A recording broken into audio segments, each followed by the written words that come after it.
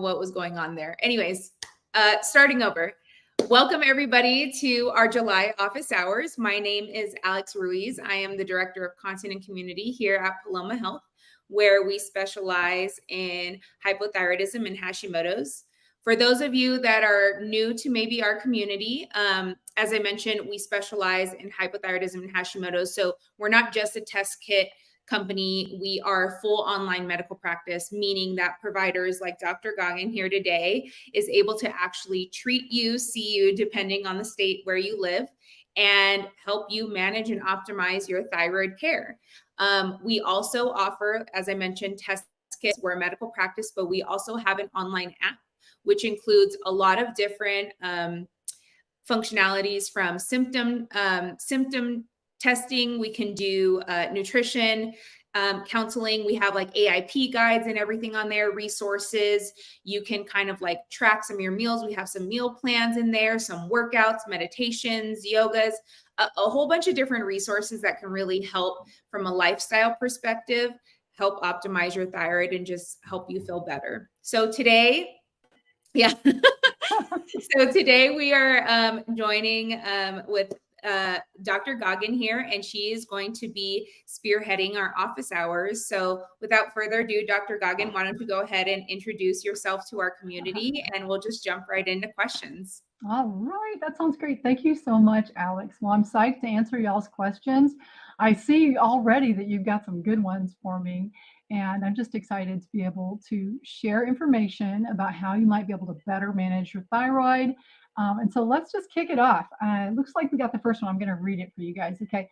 I love to swim, sister, but have rarely done so for 30 years because I read that chlorine displaces iodine, which is detrimental to thyroid function.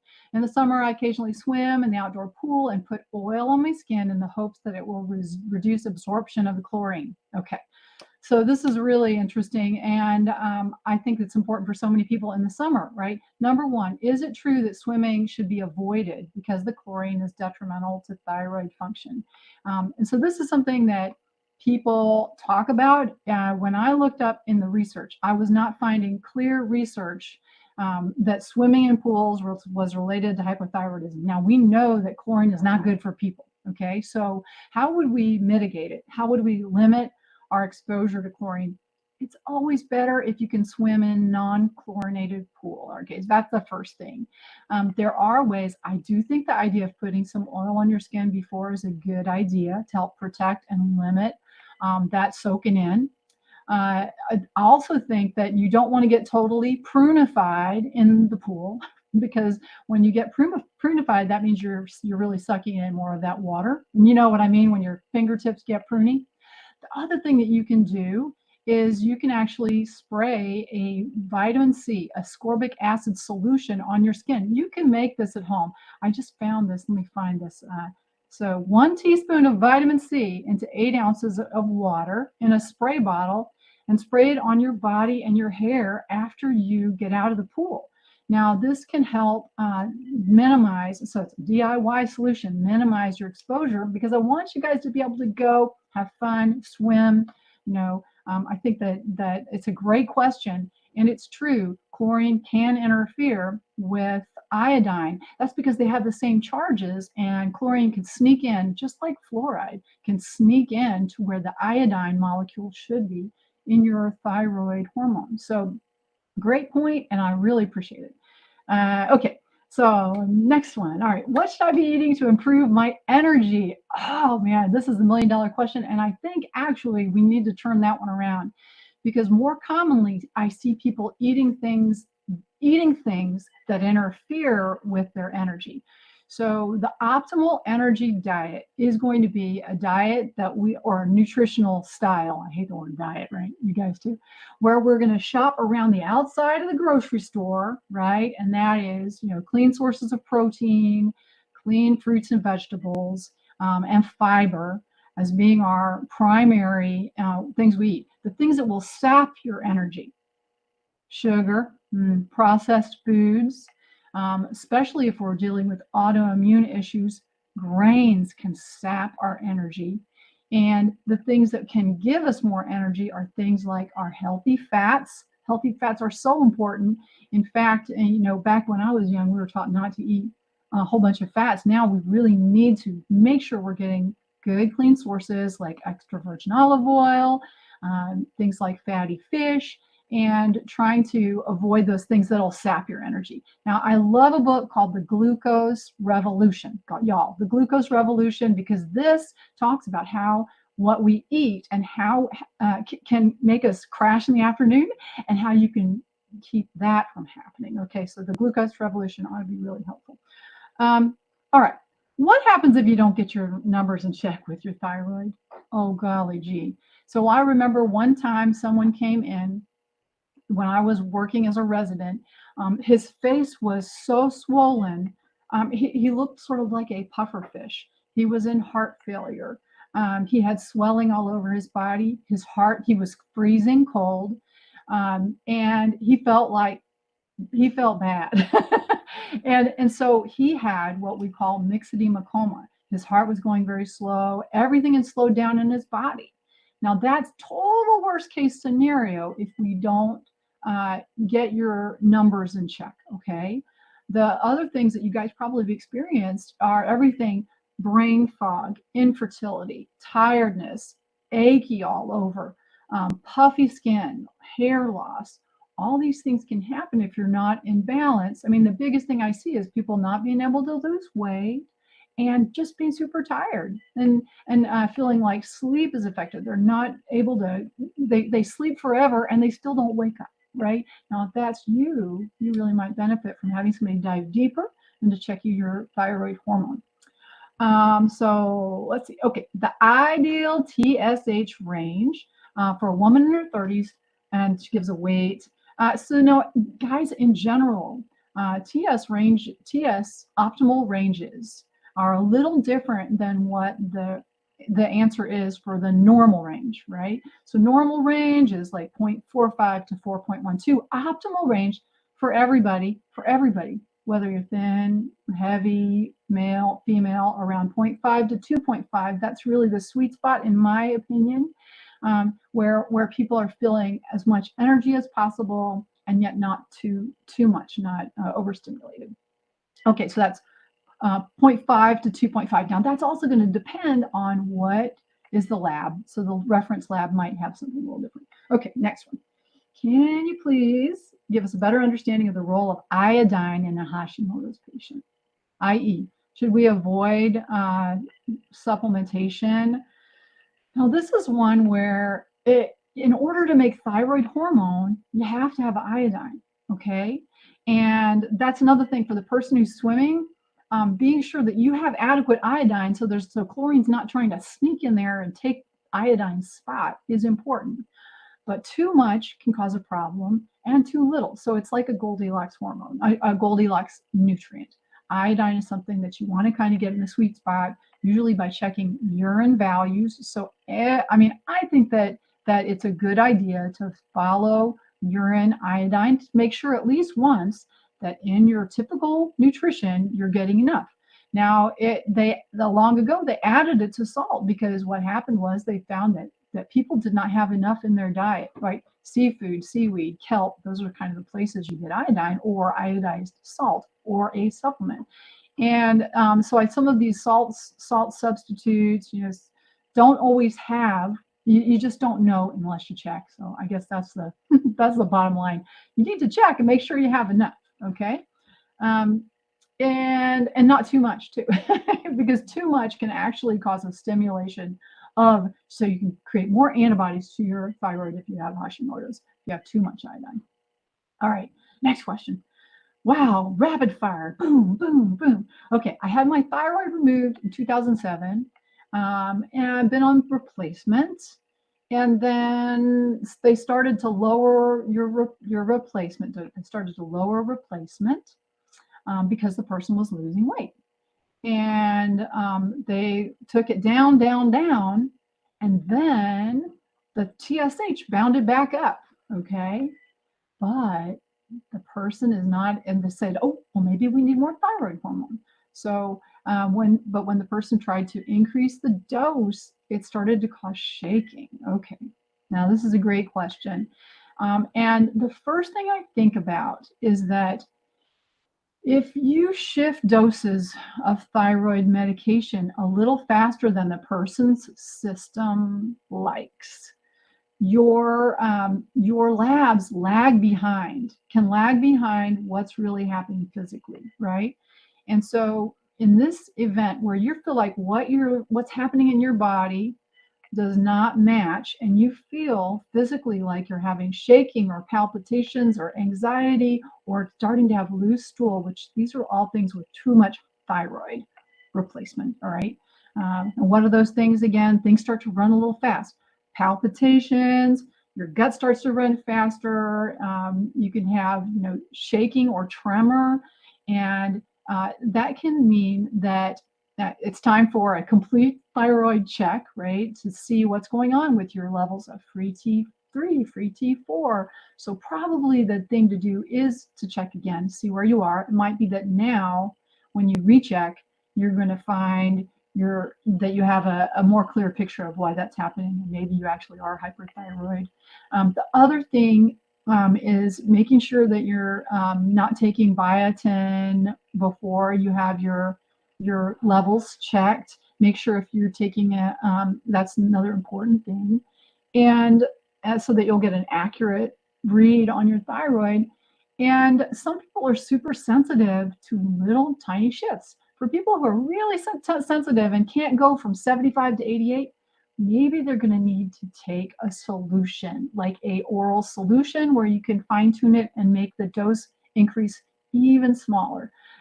So that may be the answer for you. But I think rechecking those labs, full panel, in your back pocket, you can back it down a little bit, but maybe not all the way down to 75. And remember that TSH is going to lag behind in terms of a marker for what's happening in your body. So at least 6 weeks to help you be able to, between times that you're checking that TSH. Unless you're pregnant, then we check it a little more often, okay? But that's a different conversation. We're looking at trends there. But as an aside, hypothyroidism in pregnancy, in early pregnancy especially, needs to be followed really closely.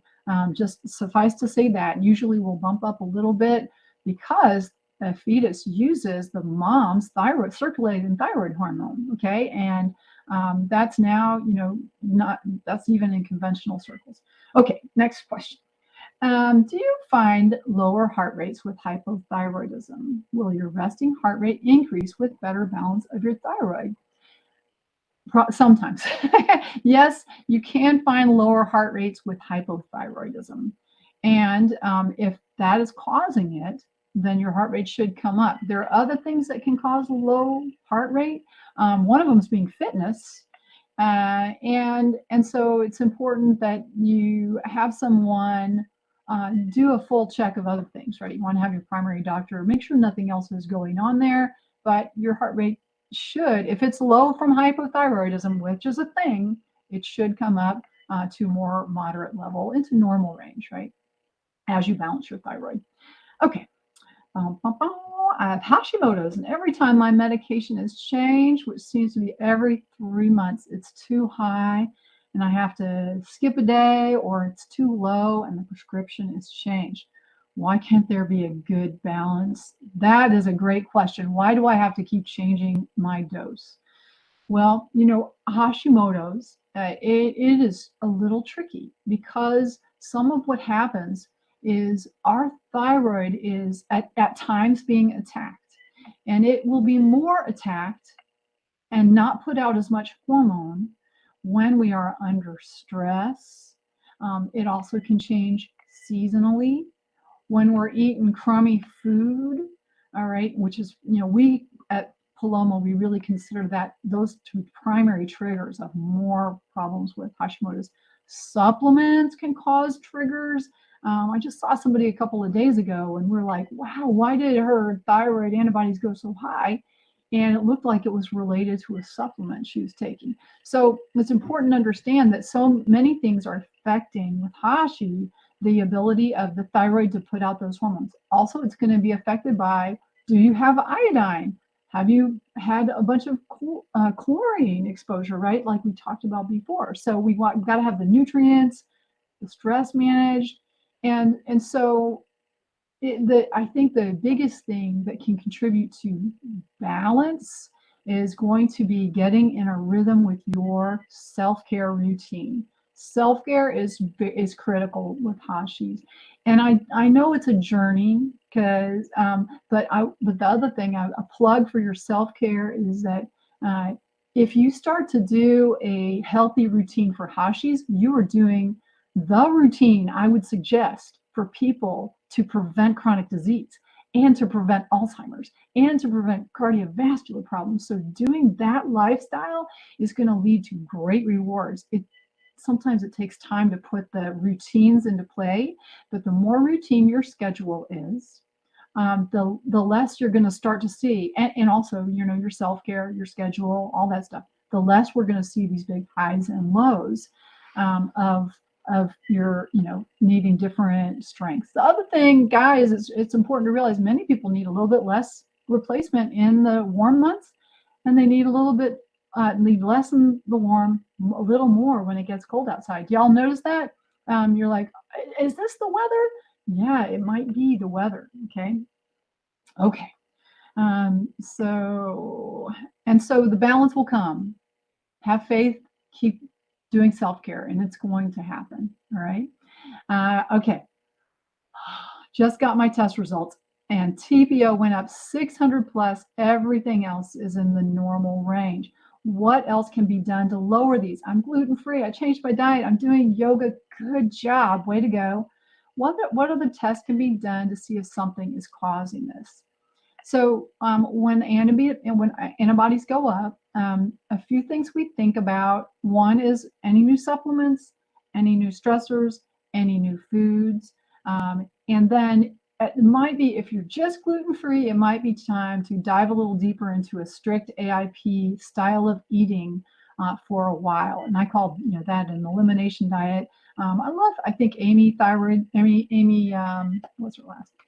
Thyroid Connection. That's a pretty good book that can help you get some recipes, some ideas. And the other thing I would say is sometimes we will use, some of us at Paloma, I'm one of them, will use low dose naltrexone to help modulate the immune system. So low dose naltrexone is used in a very small dose, titrated slowly, and sometimes it can help sort of cool down the antibody response. But I'm so happy that you've already made all these changes with your nutrition and stress management, going gluten-free. The next step, I think, would be AIP, like in a more intensive way. Reach out to one of our awesome, these dietitians guys at Paloma, they're incredible. They can help you. Like if you're trying to work with some certain part that's hard about AIP, they can help you get there. So, okay. So an ideal reverse T3. Generally, where the normal range for reverse T3, 8 to 25. It depends a little bit on what you are exactly, what's the lab, what lab you're using. But it'd be great to get that under 15. And so in terms of affecting the thyroid, when you're on the lower end of normal, when your reverse T3 is on the lower end of normal, I don't even think about it being low. I only really worry about being too high, because the theory there, and there needs to be more research on it, is that reverse T3 might actually block the effects of thyroid hormone a little bit. So low end, I'm not worried about. High end, we're looking at all the labs to see if we can modulate that down a little bit. Okay. Do I recommend getting off birth control to help hypothyroidism? Well, so now this one, it's important. So if you don't want to, no, in general, my first knee jerk is no. I feel like birth control helps a woman control her life, and it's totally up to you. But if you aren't wanting to get pregnant and you're sexually active, I mean, I feel like some method of birth control is important to allow you the ability to live your life. And so that wouldn't be my first thought. I think that it much more effective is getting good nutrition going and getting stress management going, making sure you have root cause. So that is understanding why you have hypothyroidism, and we focus on that. So that's my thought there. All right. How do you know if you have estrogen dominance? Well, there are tests. With estrogen dominance, we think about carrying weight around the lower half of the body, and I think the best answer there, if you have estrogen, if you wonder about it, is to look into some of the hormone testing for that. It's really helpful. Um, what's the relationship between thyroid and gut issues? Okay.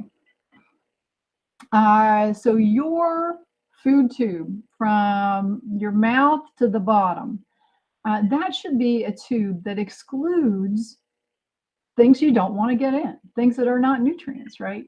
And so when that tube that should not be leaky becomes leaky, what happens is larger molecules can cross into your body. And as they pass into the body's system through the gut, right on the other side of the gut lining, your immune system is waiting to figure out if it's friend or foe coming in to try and protect you. Okay. Now, so when bigger molecules get through, your body goes, that's not supposed to be coming through, and we're going to make an antibody to that. And sometimes those larger molecules can look like parts of you. Okay. So this is when we start to create antibodies to something that we thought was an enemy, but actually looks kind of like us. So we might have particles come across that are similar to how our joint capsule is, or to our thyroid, and then the body starts to attack it because it thinks that it thinks it's a foreign particle, and that's why leaky gut can be such a problem with people. Okay. So we really want to manage leaky gut and get, basically, we want you to be in gut nirvana. We need to be pooping every day, probably a couple times a day. And so if you're not doing that, you're recirculating toxins. And so we really want your tummy to be really good. Okay. How often should you get thyroid blood tests drawn? Okay. Right now, every 3 months, it feels like too long in between. So usually at least, so you have to wait at least 6 weeks. Okay. More frequently than that, unless you're pregnant, is not recommended. And so if right now you're working with your provider and it's every 3 months and you feel like, oh gosh, I really would like to know sooner because we're changing things, then any Paloma provider would be willing to check at 6 weeks after a dose change, because that's plenty of time, and then have a follow-up at 2 months. So we're happy to do that. I just have to talk to your provider, reach out to them. I'm sure that they would happily do that. And I feel like it depends. If you're like rolling, everything's good, you don't have symptoms, you can go up to a year between checks. But when we're changing and shifting things and you're not feeling good yet, well, then I would say shorter, and probably follow-ups at 2-month intervals is very reasonable. Okay. Okay, so here you go.